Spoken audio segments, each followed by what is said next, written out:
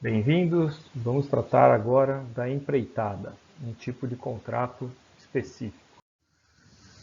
Lembrando que esse material está protegido quanto aos seus direitos autorais e de propriedade.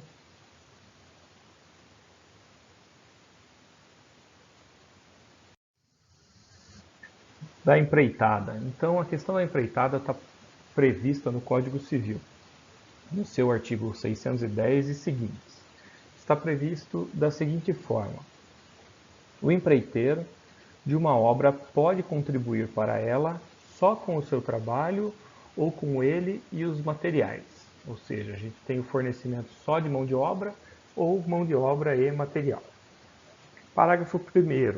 A obrigação de fornecer os materiais não é presumida, ou seja, toda vez que você inclui a questão dos materiais, isso tem que estar explícito, tá? Tem que estar colocado ou na proposta ou verbalmente colocado, então isso não é presumido. Se você falou que você vai fazer um determinado serviço, a questão do material, não, em regra, não está inclusa. Tá? Então, ou ela resulta da lei ou da vontade das partes, mas ela tem que estar manifestada. O contrato para a elaboração de um projeto não implica a obrigação de executá-lo. Então, quando você foi contratado para fazer um projeto estrutural, hidrossanitário, elétrico, seja lá o que for, isso não inclui a execução. Da mesma forma, uma coisa não obriga a outra, não vincula a outra. Também não está incluso o custo ou associado ao serviço de fiscalização da execução. Tá? Então, são serviços autônomos, o projeto, a execução e a fiscalização. Artigo 611. Quando o empreiteiro fornece os materiais, correm por sua conta os riscos até o momento da entrega da obra, ou seja, os riscos aqui, implícitos os riscos de materiais, mas especialmente os riscos econômicos, né? A contento de quem a encomendou, se este não estiver em mora de receber. Então, se estiver tudo pago em dia, o risco é de quem foi contratado. Tá? Mas se ele houver mora no pagamento, se o pagamento estiver em atraso, o risco corre por conta do contratante. É isso que está previsto na legislação. Artigo 612. Se o empreiteiro só forneceu mão de obra, todos os riscos em que não tiver culpa correrão por conta do dono da obra. Então, o dono da obra ele arca com todos os riscos que houver, exceto os específicos da atividade contratada de mão de obra, de empreitada. Tá? 613. Quando a empreitada unicamente de lavor, de trabalho, de mão de obra, se a coisa perecer antes de entregue, sem mora do dono, nem assim, atraso do dono no pagamento, nem culpa do empreiteiro, este perderá a retribuição, ou seja, ele vai deixar de receber o valor correspondente. Se ele não provar que a perda resultou do defeito dos materiais e que em tempo reclamar sobre a sua quantidade e qualidade ao dono, obviamente. 614. Se a obra constar de partes distintas ou for de natureza das que se determinam por medida, o empreiteiro perderá a que também terá direito, o empreiteiro terá direito a que também se verifique por medida, ou segundo as partes em que se dividir, podendo exigir o pagamento na proporção da obra executada. Então vamos lá. Se eu fui contratado para executar a fundação de uma casa, e essa fundação da casa ela é constituída por 20 blocos de fundação, e eu executei 5 blocos de fundação nessa semana. E eu tenho direito a receber por esses 5 blocos de fundação. Obviamente, isso tudo tem que estar explícito, né? Frequência de medição, cronograma de execução. Então, as coisas não podem ser... o legislador está falando aí, se a coisa é indivisível, tipo, se é uma coisa só, como fui contratado para executar uma casa, só quando a casa estiver concluída é que se recebe. Mas se a casa for, ou a execução da casa for passível de ser dividida em etapas, eu posso receber por etapas. É o mais comum, né? Então, executou a fundação, recebe a fundação. Executou a alvenaria, recebe a alvenaria. Executou a pintura, recebe a pintura. E assim sucessivamente. Tá? Então, é isso que o legislador está colocando. Tudo que se pagou presume-se verificado. Então, se o contratante pagou por aquele serviço, supõe-se, presume-se que ele verificou antes de realizar o pagamento. Então, pressupõe-se que a pintura foi verificada, que a qualidade do serviço entregue foi verificada.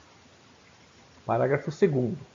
O que se mediu presume-se verificado se, em 30 dias, a contar da medição, não forem denunciados os vícios ou defeitos pelo dono da obra ou por quem estiver incumbido da sua fiscalização. Então, entre a medição realizada, efetivada, e o período para poder se reclamar, há ali um pedaço de tempo que é curto, de 30 dias. Então, só há esses 30 dias para se reclamar quanto à qualidade de um determinado serviço em execução. É disso que nós estamos falando, diferente daquilo que a gente viu anteriormente, quando falou dos contratos quanto às garantias. Né? E depois a gente vai falar do Código de Defesa do Consumidor. Tá? Concluída a obra de acordo com o ajuste ou com o costume do lugar, o dono é obrigado a recebê-la. Certo? Ele é obrigado a receber a obra. Poderá, porém, rejeitá-la se o empreiteiro se afastou das instruções recebidas, ou seja, existia um planejamento, existia um termo de referência, ou um manual de conduta, ou algo que o valha. Se o empreiteiro não observou o projeto, não observou a regra, o dono não é obrigado a recebê-la, certo? No caso da segunda parte do artigo antecedente, pode quem encomendou a obra, em vez de enjeitá-la ou rejeitá-la, recebê-la com abatimento no preço. Puxa, eu te paguei para você fazer tal e tal coisa. Você fez 90% disso. Esses 10% que você deixou de executar, eu vou deixar de pagar. Certo? Então é isso que o legislador está falando. 617. O empreiteiro é obrigado a pagar os materiais que recebeu, se por imperícia ou negligência ou os inutilizar. Lembrando que a gente já conversou sobre isso. Imperícia é quando alguém se mete a fazer o que não sabe, né? Quando ele não foi habilidoso ou não reunia as qualidades técnicas necessárias para manusear esse material, certo? Ele deveria ter manejado aquele material de uma determinada maneira, mas ele não tinha capacidade técnica para executar isso. E aí ele fez de qualquer jeito e a coisa se perdeu.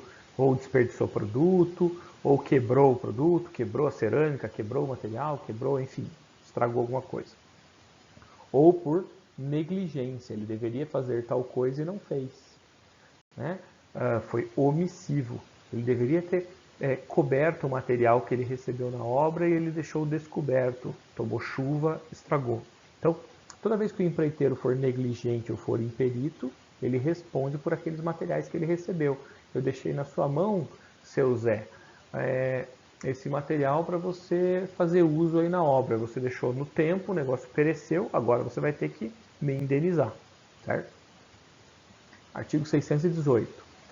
Nos contratos de empreitada de edifícios ou outras construções consideráveis, grandes, né? O empreiteiro de materiais e execução responderá durante o prazo irredutível de 5 anos. E esse é o período de garantia do Código Civil.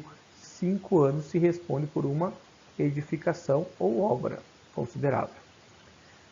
O que da obra? Tudo? Não. Sua solidez e segurança, especialmente em relação aos materiais e também em relação à estabilidade geotécnica, né? O solo. Foi isso que o legislador quis dizer.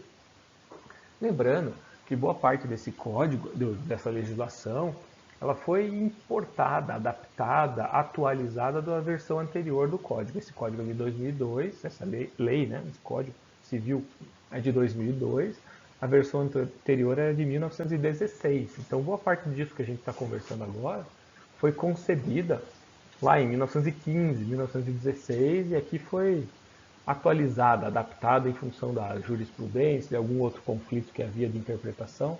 Arrumaram sutilmente, mas os princípios, a lógica disso é bastante antiga, né? Bastante arcaica, mas é assim que está posto e é assim que continua funcionando. Vamos em frente. Decairá o direito do assegurado nesse artigo, ou seja, do prazo de reclamação de 5 anos, a garantia aqui de 5 anos. O dono da obra que não propuser ação contra o empreiteiro nos 180 dias seguintes ao aparecimento do vício ou defeito, ou seja, eu tenho 5 anos de garantia, mas assim que eu descubro o vício ou o defeito, eu tenho 180 dias para reclamar. Salvo estipulação em contrário, o empreiteiro que se incumbir de executar uma obra, segundo o plano aceito por quem a encomendou, não terá direito a exigir acréscimo no preço. Aquilo que a gente conversou na outra aula de contrato.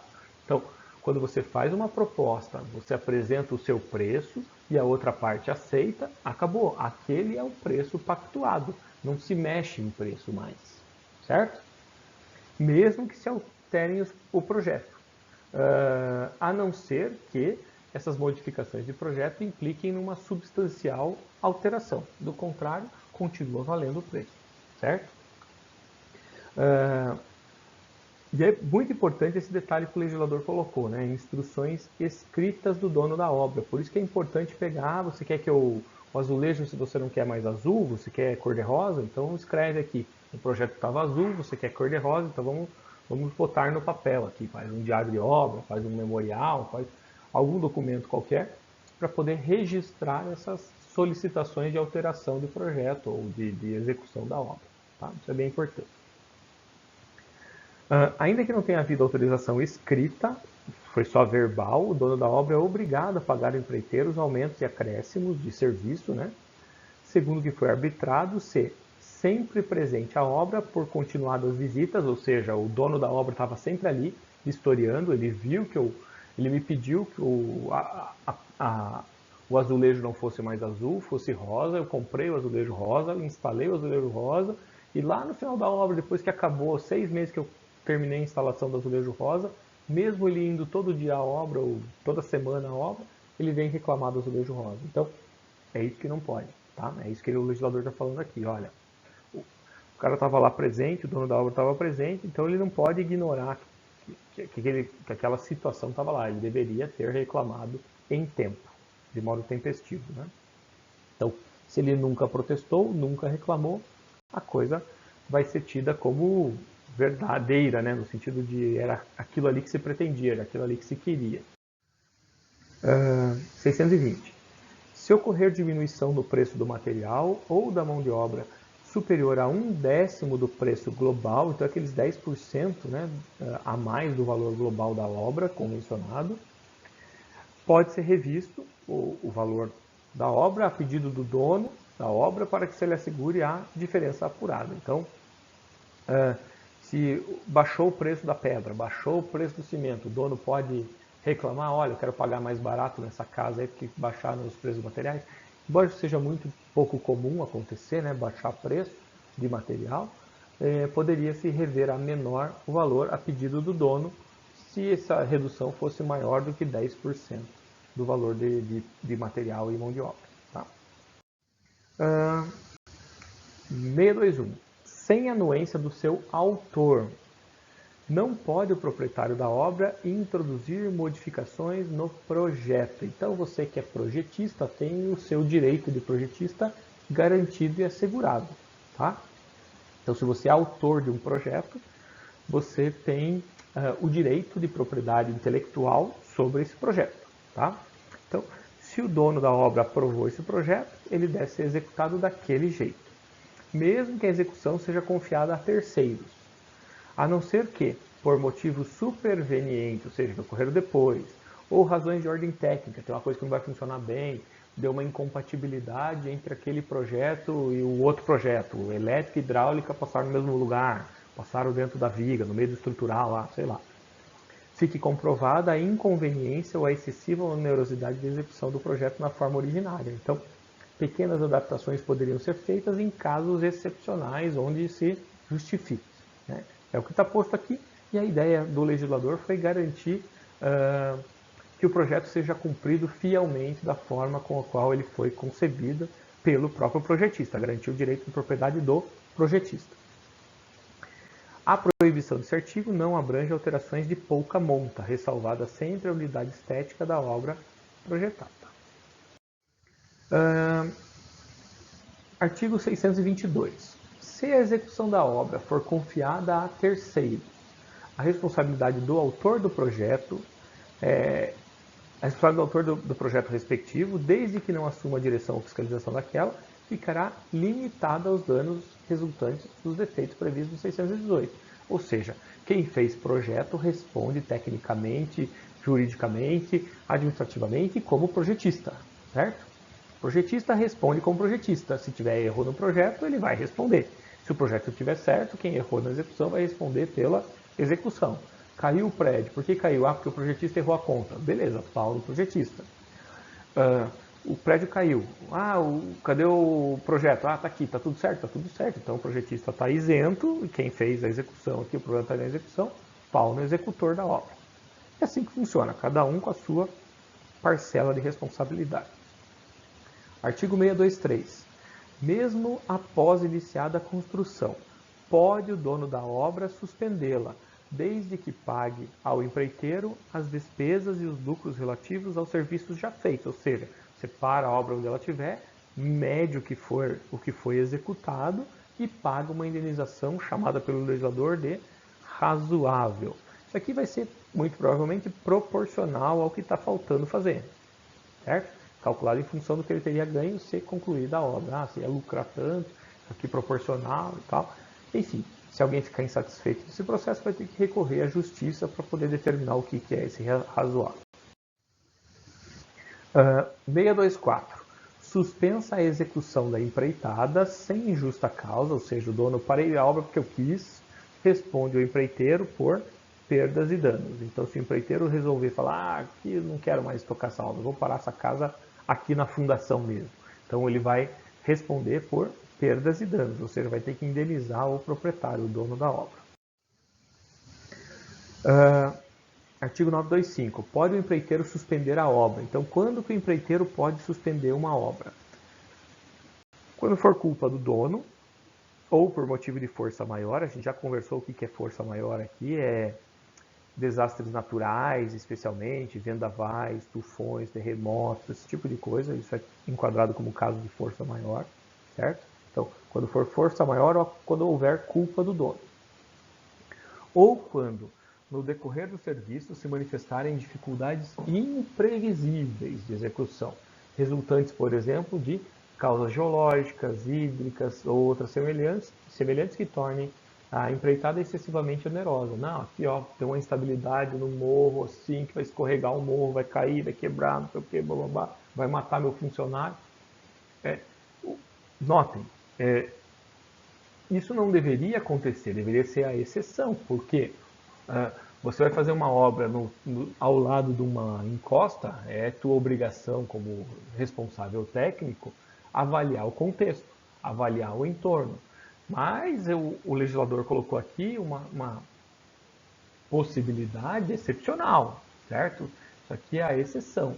É óbvio que se você vai construir, edificar sobre um aquífero kárstico, sobre uma região sensível, sobre um solo mole, sobre uma área que pode se movimentar, encosta, enfim, qualquer coisa assim, você tem que tomar os cuidados devidos, fazer as compreensões devidas, fazer os projetos devidos, e aí nada disso é desculpa, certo? Ele está falando aqui dos outros casos, que não são previsíveis, que a condição não é previsível.